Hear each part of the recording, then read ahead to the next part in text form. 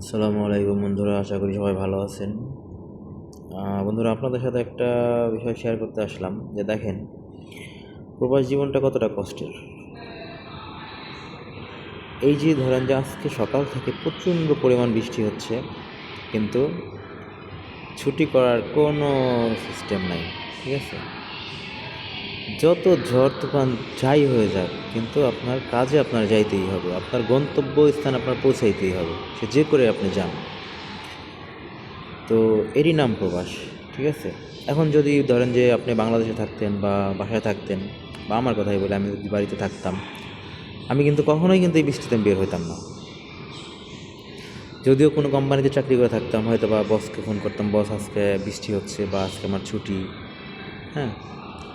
কিন্তু যারা হচ্ছে প্রবাসে থাকে, তারা চাইলেও ছুটি করার মতো কোনো সিস্টেম থাকে না। আর বিশেষ করে যদি কোম্পানিগুলো চাইনিজ কোম্পানি হয়, চাইনিজ কোম্পানি হলে তো কোনো কথাই নাই, ঝড় বৃষ্টি যাই হোক, দুনিয়া উল্টে যাক, তারপরেও আপনার কাজের গন্তব্যে আপনার টাইম মতো পৌঁছাইতে হবে ভাই,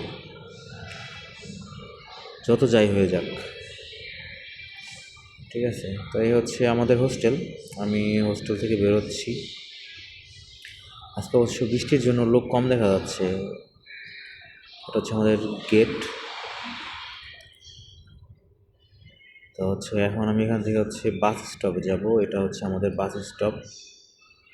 আজকে বৃষ্টির জন্য লোকজন একদমই কম দেখা যাচ্ছে। অনেকে হয়তো বা আগে চলে গেছে, বা অনেকে হয়তো বা একটু পরে যাবে, বৃষ্টি কমার অপেক্ষায় আছে। হ্যাঁ, তো এই হচ্ছে অবস্থা। এরই নাম বিদেশ। মানুষ মনে করে যে বিদেশ কি না কি, হ্যাঁ হ্যাঁ, বিদেশে গেলে অনেক শান্তি, অনেক টাকা ইনকাম করে, হ্যাঁ অমুক এত টাকা ইনকাম করে, ও এত টাকা বেতন পায়, ভালো কোম্পানিতে জব করে। ভাই একবার আসেন না, আসলেই বুঝতে পারবেন, ঠিক আছে? যে একবার আসছে না, সেই ফাঁসছে। হ্যাঁ, মানে ওই যে মানুষে বলে না যে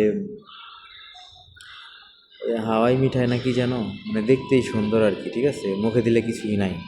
হ্যাঁ, তো এই প্রবাস জীবনটা এরকমই। মানুষ মনে করে আসলে কি না কি করে ফেলবো।